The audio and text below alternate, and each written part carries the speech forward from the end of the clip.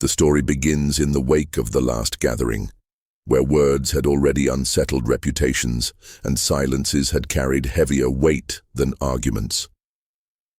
That atmosphere of quiet tension now bleeds seamlessly into St. Mary's Church in Chicago, where a Sunday morning fellowship feels, at first glance, ordinary. The church hall hums with familiar patterns, children darting between skirts and suits, elderly hands arranging flowers at the welcome table, the faint hiss of the coffee pot filling the air with its comforting rhythm. Light filters softly through stained glass windows, coloring the wooden floor in streaks of crimson and gold.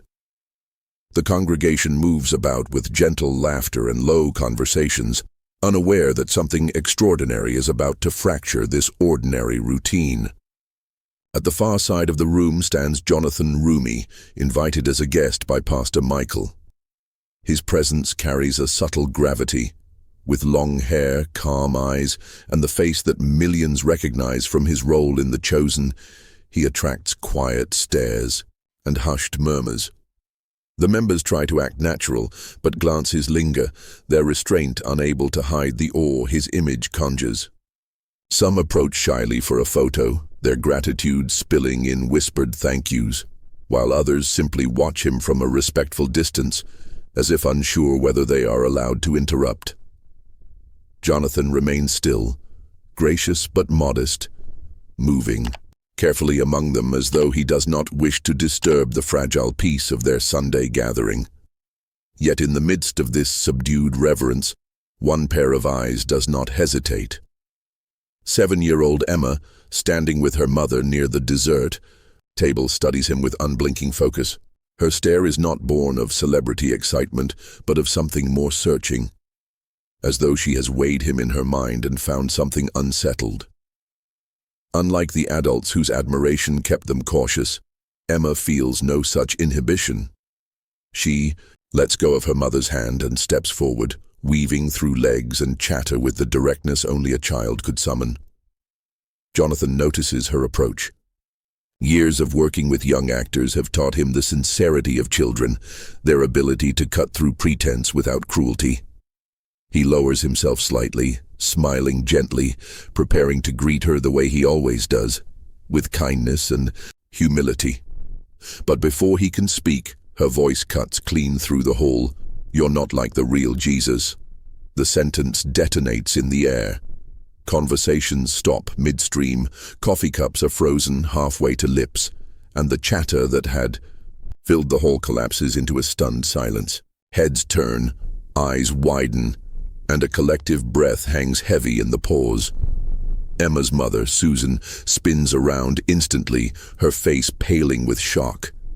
The sound of her heels rushing across the linoleum floor punctuates the silence as she hurries to her daughter, her voice spilling apologies before she even reaches them. "I'm so sorry," she blurts, breathless with embarrassment. She doesn't mean to be rude. Children just say things without thinking. Her hand stretches forward to pull Emma away, to erase the moment before it grows heavier. But Jonathan gently raises his own hand, halting her mid-step. His expression is not one of offense, but of calm curiosity, as though he has been waiting for this interruption without knowing it. Kneeling fully now, so that his eyes meet Emma's, Jonathan allows the silence to deepen, the entire hall suspended in the tension of what will happen next. His voice emerges softly, but with the kind of clarity that fills every corner of the room. "Emma's absolutely right." The words shock even more than the child's. Murmurs ripple and Susan falters, caught between confusion and relief. Jonathan's gaze never leaves Emma's. With a sincerity that disarms everyone watching, he adds the question that transforms the moment from awkwardness into revelation. "Tell me, sweetheart, what is the real Jesus like?" The sentence lingers like incense in the air, and the entire congregation unconsciously leans forward. In that suspended moment, no one dares to move. Even the children who had been running and laughing only minutes ago freeze, sensing the gravity that has descended upon their play. The tension grows not from conflict, but from the raw weight of truth waiting to be spoken. Emma, wide-eyed but fearless, opens her mouth to answer, and the introduction closes on that precipice, the hall trembling with anticipation of the words about to follow. The hush that followed his question seemed to stretch endlessly, yet in that silence Jonathan's own past rose before him like a reel of film, unspooling in painful fragments. Years of playing Jesus had carried both honor and crushing weight. He remembered the first day on set, the trembling in his hands as he tried to embody the sacred figure millions revered. He had chosen restraint when critics mocked his mannerisms, answering not with defiance but with quiet humility. He recalled interviews where he spoke carefully, fearing that even a misplaced phrase might wound someone's faith. The pressure had been relentless, the burden of reverence pressing against every choice. And though he wore his calm like armor, deep inside, there lingered the ache of wondering if he had gotten it wrong. Emma's words, sharp in their innocence, now echoed across these memories with the force of revelation, exposing the thin line between reverence and distance. The congregation leaned closer, their silence no longer awkward but reverent, as if they sensed the sacred unfolding. Jonathan remained kneeling, his eyes searching Emma's face while his heart wrestled with the sudden conviction that this child had glimpsed something the critics and scholars had all missed. Emma's voice, gentle but sure, broke the silence again. The real Jesus hugs children. He makes sad people happy. The words, simple as sunlight, slipped into the cracks of Jonathan's self-doubt. He swallowed hard, his voice softer than the room expected. I've forgotten warmth while trying to show reverence. The admission fell like confession, and a ripple of unease and wonder moved through the listeners. From the back of the hall, Pastor Michael leaned toward the music director, his whisper barely audible yet heavy with awe. We're watching something divine happen. His words captured what many felt but could not articulate. The adults stood immobilized, cups cooling in their hands, while even the restless children stilled, their eyes fixed on the exchange. Narration carried the weight of the moment. How society so often dismissed the smallest voices. How institutions built on authority brushed aside those with no power. And how truth, when it came, often arrived through those least expected to bear it. Emma's boldness illuminated not only Jonathan's struggle but a larger rot. That children, the vulnerable, the unheard, were too easily silenced. Jonathan's mind flickered through memories of moments on set where he had deliberately avoided touching the children, fearful of crossing boundaries, of violating rules meant to protect. It was professional caution, yet in Emma's piercing honesty he saw the shadow it cast. The real Jesus, the one she spoke of, had gathered children into his arms, breaking through barriers of fear to show love tangible and immediate. Now Jonathan realized with painful clarity that his performance, though reverent, had missed that pulse of intimacy. Emma's next words cut deeper. And when people cry, he makes them feel better, not worse. Jonathan felt it like an arrow. He thought of the scenes he had played that drew tears, of audiences who wept at the suffering, yet he wondered if he had given them enough hope to rise from those tears. The room was still, the collective air weighted with conviction.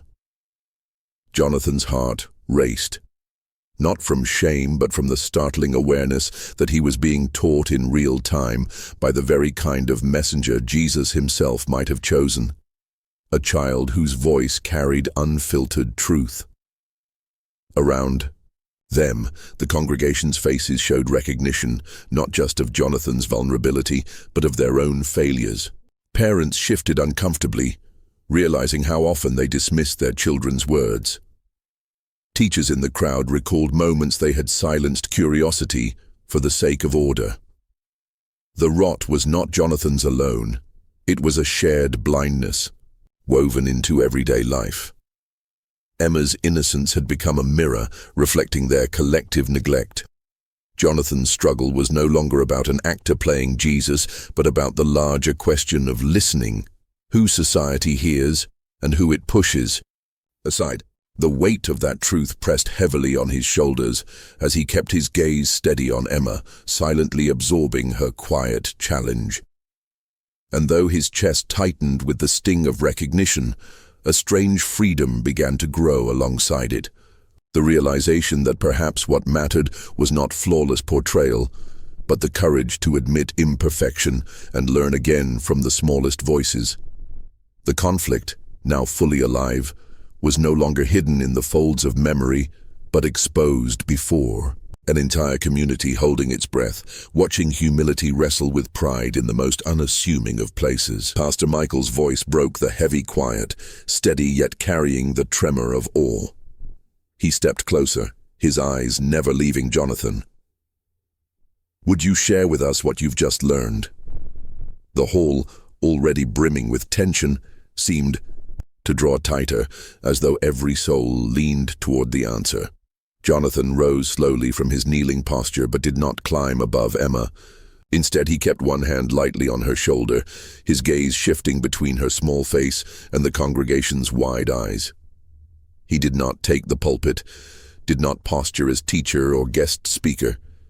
He simply stood where he was, close enough that Emma's presence remained the anchor. The narration swelled with the hush of expectation, a trembling silence thick enough to be felt, broken only by the faint creak of the building's old beams in the stillness.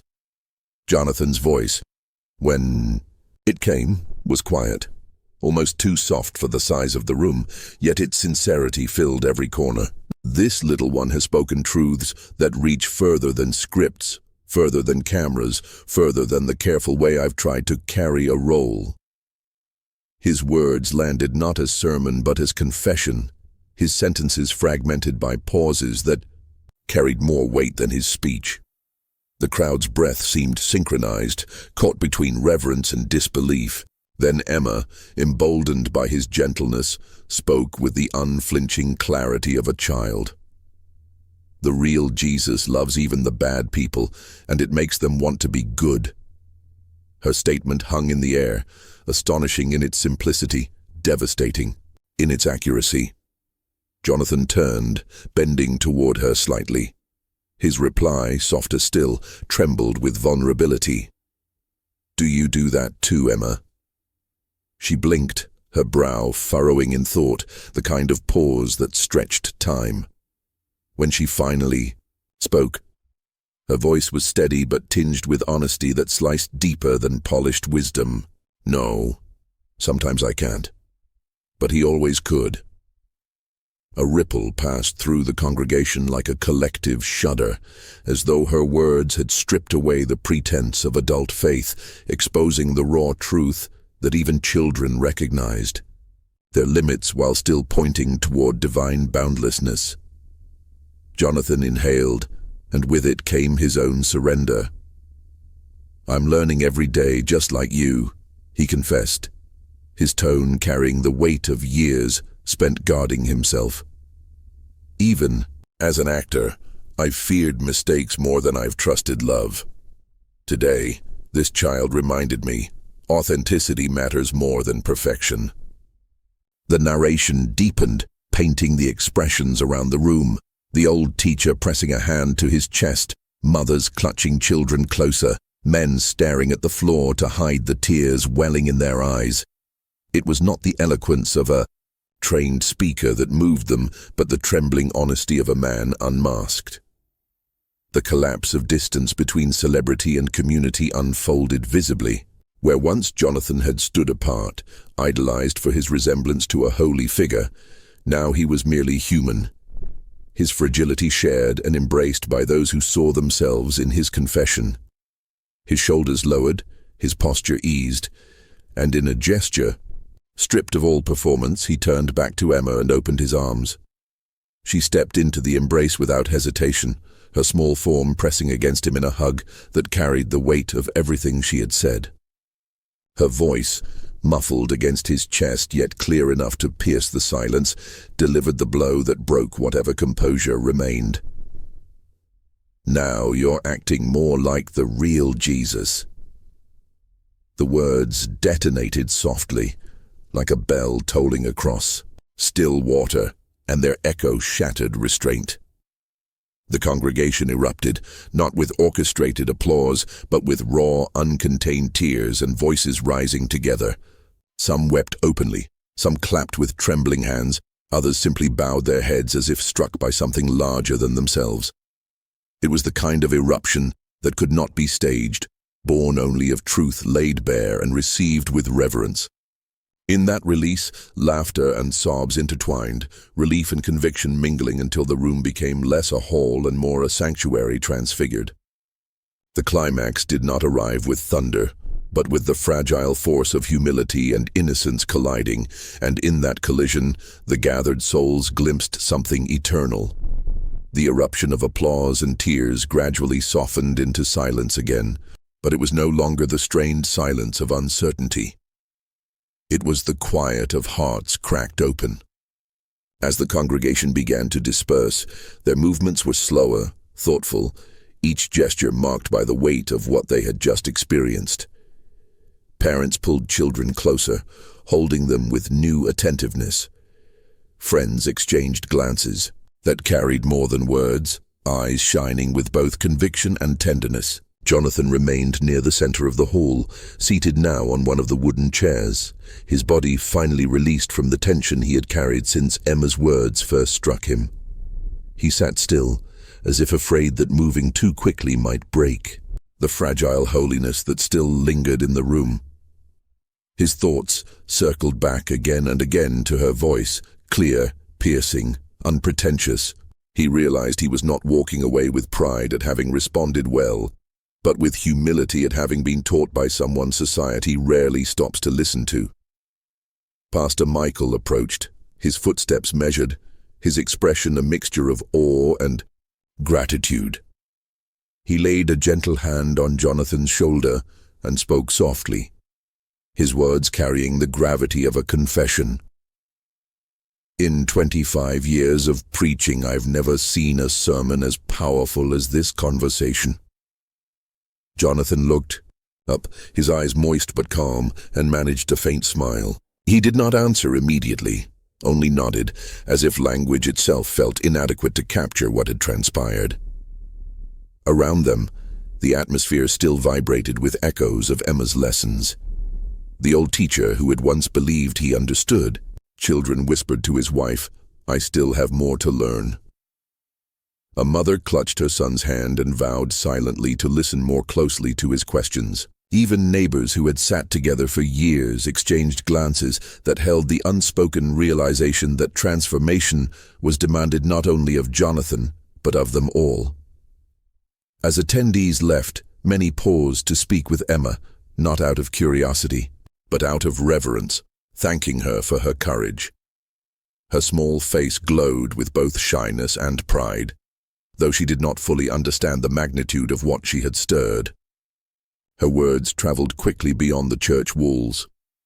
Phones recorded fragments, whispers turned into posts, and before the afternoon had ended, her honesty began to ripple through wider circles, carried into digital spaces where strangers found themselves struck by the wisdom of a child and the humility of a man who listened.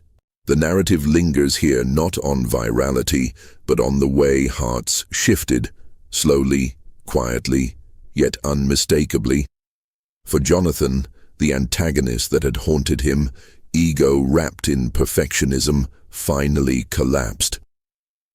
He realized the fear of failing, at portraying Jesus, had built walls that Emma's voice had torn down in a single morning.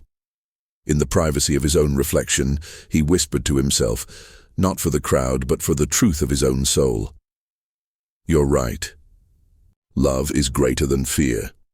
The line was not rehearsed, not meant to be remembered, yet it carried the final seal on his transformation.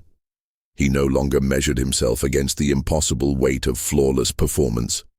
He carried instead the memory of a child reminding him that authenticity, kindness, and courage mattered more When Jonathan finally rose to leave, he carried himself differently. His smile was unguarded, natural, free of the tension that had long shadowed his public presence. Those who remained in the hall caught it, and some said later it was the first time they had seen him smile, as though nothing separated him from the character he portrayed. Narration closes on a quiet, poetic reminder. Justice, truth, and transformation often arrive not through grand speeches or public power, but through the unguarded honesty of a child. And on that morning in a small Chicago church, a 7-year-old had become the vessel of revelation, leaving behind an actor, a congregation, and soon an entire community forever altered by the courage of innocence and the humility to listen.